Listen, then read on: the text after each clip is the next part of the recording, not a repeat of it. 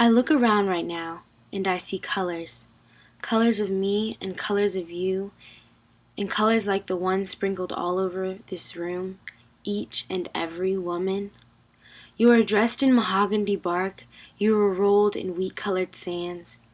You were dipped in caramel and washed in chocolate like beautiful truffles crafted by God Himself. You lie somewhere in between these hues. You are somewhere in between these colors, somewhere in between the lines that cover your body. You are somewhere beneath the cloak of your being. Are you just some cloak? Your cloak may be butterscotch brown or deep ebony. You may be lighter than most or darker than many. These colors, these cloaks we are given do not define us, yet they stand as proclamations to those around us of where we are from and where we are going to be.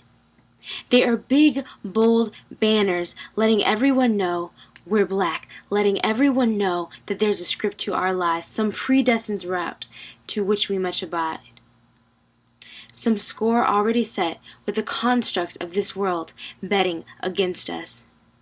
No, it's not the world's fault that we are black. God made us beautiful this way. We must come to love the skin we are presently residing in, to appreciate its finery. But we so often have come to loathe what our skin means to the rest of the world, what it stands for in this world that too often denies us a pass of inclusion.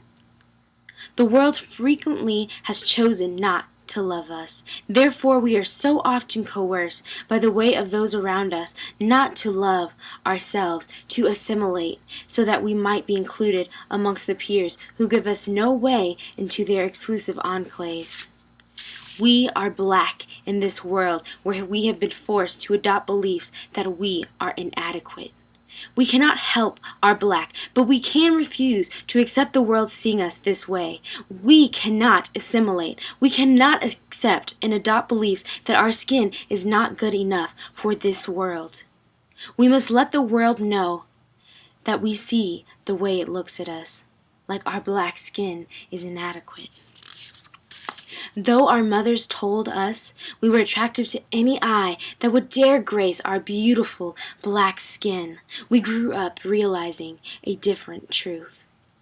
We grew up realizing that our black skin existed as some unbecoming deficiency to the rest of the world. But these theories of our skin, of black skin, of these varied colorations, of the cloaks that encase us and chain us and hold us captive, are blurry misconceptions, misconceptions that work like bars, misconceptions that must be broken.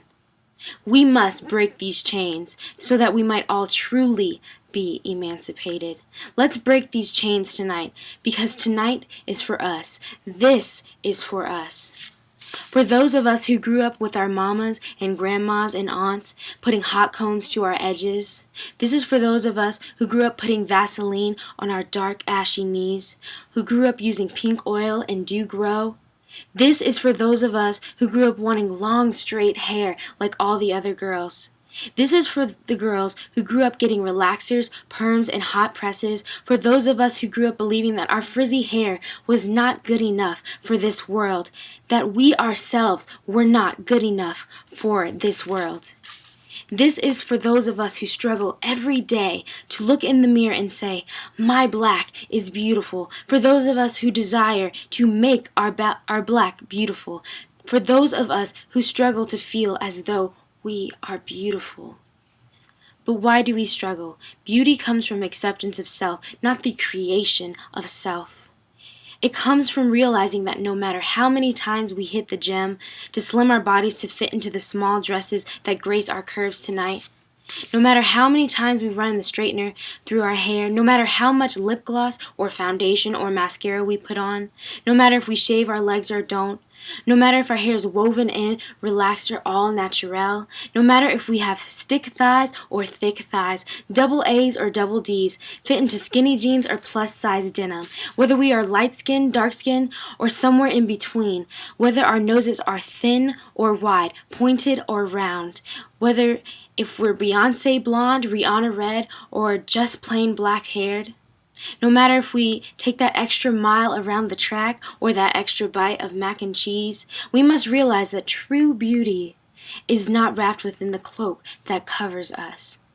Real beauty exists within the cocoon. She is a butterfly that develops with inside, underneath the cape. So tonight, celebrate you. Celebrate each other. Celebrate us. Celebrate the beauty within. And when you get home and slip out of these magnificent dresses, and when you take off your makeup and take down your hair, when the only thing staring you back in the mirror is a blank canvas, I want you to look beyond the mirror, on past your radiant black skin, and realize that it is your heart that makes you beautiful. It is the acceptance of the beauty found within your heart. It is the radiation of every single heartbeat that collides with inside of you.